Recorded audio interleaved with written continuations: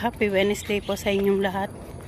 Ito po yung surrounding ng fitness na pinag-exercisean ko. Maganda po siya. Kompleto po siya. Napakaganda po, ano po. Tsaka ito yung playground nila. Ito po yung surrounding po nila dito. Ito po yung playground nila na lagi kong pinupuntahan araw-araw dahil malinis po dito, maaliwalas sa mata at maluwang, kaya gusto kong pumunta dito. Guys, panoorin nyo po lahat ang mga routine daily exercise ko po araw-araw. Maraming salamat po sa pagsuporta nyo, sa pagsama nyo sa akin sa vlog ko, pagsama nyo sa akin sa buhay ko bilang vlogger dito sa YouTube. Guys, tingnan nyo to. Ang ganda, no? Na-amaze ako sa bunga nito. Para bang ano sa atin, parang yung sa atin ay parang yung chesa. Ayan po siya, oh. Ang ganda po, ano po. Para siya yung chesa pag lumaki. Pero ganyan na po yan. Parang flowers niya po yata dito. Ang ganda po, ano po. Na-amaze ako sa itsura niya kasi hindi po ako nakakita ng ganito sa atin. Dito lang po sa ibang bansa mayroon ito. Tsaka ito po. Yun. Ang mga bunga niya. Ang gaganda, ano po. Ang cute niya. Madami po siyang bunga. Madami po siyang ano, ito po. Ano. At dami po niyang bulaklak. Tawag po dito yung bulaklak, pero pag nakikita mo po to sa personal, para pong prutas. Para siyang grapes na prutas, kaso lang po yellow. Ang shape po niya yung parang chesa sa atin. Ang ganda po. Na-amaze po ako sa halaman na yan. Sige guys, samahan nyo po ako papunta ng palengke dahil doon po ako kakain ng breakfast. Pagkatapos ko po mag-exercise, nagbe-breakfast po ako ng light breakfast, kape tsaka isang tinapay. Yun lang po ang breakfast ko. Tapos ang sunod na kain ko na yan po ay 12 o'clock or before 12 o'clock, kasi hindi po tayo pwedeng kumain. Tsaka kailangan po natin ng disiplina, lalo po tayo ay nag-e-exercise araw-araw at tayo po ay kailangang pumayat dahil malapit na po tayong umuwi. Kailangan din pong makita ni Mister ang ating katawan na may improvement para lalo po siyang maging masaya. At kailangan ko rin pong maging magaan talaga kasi madaming mga lumalabas na sakit po ngayon. Tsaka hindi lang po naman sa genes na ating tinadala, kundi nasa pagkain din po yung mga sakit na naidudulot sa ating katawan. Kaya po ang the best way lang po na pangtanggal ng ating mga sugar ay yun po, tayo po ay dapat pawisan araw-araw. Kahit bigyan nyo lang po yung katawan ninyo ng 30 to 45 minutes a day, okay na po yan. Dahil mas maganda po yung may exercise kaysa po yung walang exercise. Ako po dati, nung hindi pa po ako nag-e-exercise, lagi po akong nagki-crave ng mga foods. Lagi akong kumakain. Lagi akong gutom. Pero nung natutunan ko na iisa lang po ang ating buhay, na napakahalaga po ng ating buhay, yun, sabi ko sa sarili ko, kailangan ko itong baguhin. Hindi lang pwedeng kumain lang ng kumain.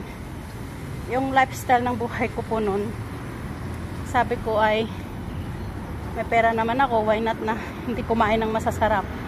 So tuwing day off ko, ako'y naghahanap ng masasarap na pagkain. Favorite ko po yung Japanese food, yung Korean food, alam po yung sushi. Lagi po ako nakakain sa sushi kasi po ang kakaalam ko po, pagka kumain ka po ng kumain ay lalo kang magiging malakas, naging matibay ang buhay mo. Yung pala mali. Kailangan po pala you eat in moderation, hindi naman pala puro pagkain at walang exercise. Now that I've learned how to do exercise, natuto po akong kumain in moderation. So yun nga po, kakain lang ako ng isang tinapay, then for breakfast, and isang tasang kape na no sugar. Tapos sanayan lang po ito, pagka kasi po nasanay ka na po sa matamis, mahirap pong tanggalin. Kaya kailangan sanayin lang po. Sanayan lang talaga yung yung pagtanggal ng mga pagkain na kinakain mo araw-araw. Sa akin po kasi, mahilig ako sa sweets. Ngayon, mahilig din po ako sa drinks, soft drinks. Number 1 po yan, no, nung ako po'y gustong kumain ng masasarap. Gusto ko may Coke. Gusto ko laging may Sprite. 1 litro po yun araw-araw ang iniinom ko. Hindi ako nagda-diet. Basta lahat ng pagkain na gusto ko, kinakain ko yan. Tapos, dumating nga po yung time na nabibigatan na po yung katawan ko. Sobrang bigat na ng katawan ko. So, sumakit na yung batok ko. Yun po yung nag-start na yung mindset ko na kailangan ako magpa-check up. Kailangan ko ito ipatingin sa doktor kung ano ito. Ang doctor advice lang po sa akin ay iisa. You need to exercise. Kaya po ako nawili at natutong mag-exercise araw-araw dahil nung sinabihan niya ako na you need to exercise every day to lose weight. Kasi po yung 74 kg ko nun ay talagang mahirap pong itakbo, kumbaga mabigat ang katawan, sobrang bigat ng katawan ko. At sa buhay ko nga noon na ganun, yung kung kailan ka pa mataba, yung ka pa nagkay-craving ng mga pagkain, kumbaga gusto mo lahat to, gusto mo lahat ito. Pag pumunta ka ng palengke, kahit saan ka pumunta, supermarket, gusto mong bilhin lahat, diba po? Parang ganun ho ako noon. Ngayon, nagbago na po yung mindset ko dahil tumatanda po tayo, kailangan po nating i-diet ang sarili natin. Di naman sobrang diet na kakain ka lang ng ganito, ganon. Kasi ako po morning po yung tinapay. So, before 12 o'clock, kakain po ako niya ng prutas muna. Either watermelon o pineapple. Tapos, katapos ko kumain yan, kain po ako ng noodles. Soup noodles, banh mien, mga ganon. Or may fish ball. Kunti lang po yung noodles. Tapos marami siyang ingredients. Yung fish ball, meatballs. Meron siyang tofu, tauqua. Yun po. Pagkain ko sa lunch. Sa dinner naman po, kumakain po kami dito ng rice. Pero, yung isang gatang po 5 kami. So, ang gagawin ko lang po ay kumain lang po ako ng 2 kutsarang rice. Tapos, ang dishes naman po, may 4 na dishes. May fish, meat, vegetable, tsaka soup. So, yun po yung dishes namin araw-araw dito. Kaya, ang ginagawa ko po, nag-less rice ako, pero yung dishes, iniinom ko po yan. Ay, kinakain ko po yan. Yung soup. Minsan nagluluto po ako ng potato soup, lotus root soup, cucumber soup, yung mga ganun. So, nasanay naman na po yung katawan ko. Pero ang laki po talaga ng pinagbago ng noon at saka ngayon. Kasi po, ngayon, pwede na po akong tumakbo. Pwede na po makipag-contest tumakbo. Pwede pwede na akong magbisikleta, nababalance ko na yung sarili ko. Noon po talaga, Diyos ko, grabe. Sobrang taba ko. Sobrang bigat ko. Parang pag umakyat ako sa 6 na palapag ng bahay ng amo ko, para akong may himatay pagbaba, pagtaas kasi sobrang bigat ng katawan ko yan, ang may dudulot ng fats. Pero pagka magaan ka na, yung bumaba na yung kilo mo, yan, makikita mo yung difference noon at saka ngayon. Kaya ngayon, yung difference ko noon at saka ngayon, mas maganda na po kasi nilalakad mo na yung sarili mo na maayos, nagagawa mo yung gusto mo, kakahakbang ka ng pataas pababa na hindi ka na nahihirapan. Kasi the way na we grow old po, ang advice po sa akin ng doktor, kung puno po tayo ng fats, ang dami pong chronic disease katulad ng diabetes, high cholesterol, high blood pressure, at marami pa pong iba. Yung iba pong mga fats, very cancerous kasi nga po napupunaan tayo ng taba sa tiyan, sa katawan. So kailangan po niyan talaga ay eat in moderation. Yun po yung aking lifestyle po ngayon. Kahit lumabas po ako ng linggo, kahit day off ko po, hindi na po ako nagkakaakain. Ang iniisip ko na lang po, isa lang po ang buhay natin. Gusto ko naman po mabuhay ng matagal. Dahil may pamilya tayo, may magulang tayong naghihintay. Kaya mahirap naman po yung abusuhin natin ang sarili natin. So, yun po ang ating matututunan ngayong araw na to, sa vlog na to.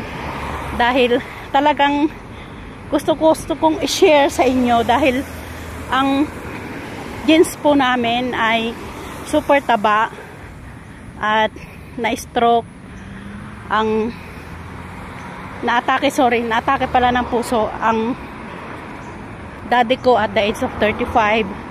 Dito po kami natuto. Then sumunod niyan yung pinsan namin na napakabait, she also died at the age of 40. Yung lola ko namatay din siya sa heart attack at the age of 55. So ang baba po ng buhay ng angka namin. Kaya doon po ako natuto. May time nga po na nung na-reach ko po yung sabi ng mga kapatid ko, te, ang taba mo na, sobrang taba mo na. Para akong sabi ko, huy, pare-parehas naman tayong matataba. Yun, nakapagsabi lang sa amin ng payat, yung mama ko, sabi ng mama ko, ay, ako'y payat sa inyo, kayong mga anak ko nagsisitabaan na, ako lang ang payat. Parang ganun. Pero yung mama ko, ang jeans niya kasi payat. Dapat nga nagmana kami sa kanya para payat kami. Tapos, yun, siguro sa jeans namin, nagmana kami sa aming ama, kaya matataba kami noon. Ayun, nagsikap kami na kailangan naming ibaba yung kilo namin. Natuto kami mag-exercise, natuto kami mag-gym, natuto kami na kailangan naming maging fit naman para sa pagtatrabaho ay fit to work ka, kumbaga hindi ka nahihirapan, wala kang sakit, ganun. Dahil po ang health po ang pinaka-importante sa buhay natin. Mayaman ka man, mahirap ka man, kung sino ka man, mataas man ang posisyon mo, kahit sino ka pa sa mundong ito, basta healthy ka, yan, magagawa mo lahat ang gusto mong gawin. Kasi health is wealth nga po. Okay guys, maraming salamat po sa panonood ng aking vlog. Sana nabigyan ko kayo ng tips at natutunan nyo din kung paano tayo mabuhay dahil isa lang po ang ating buhay. Andito na po ako sa palengke. Thank you for watching guys. I love you all.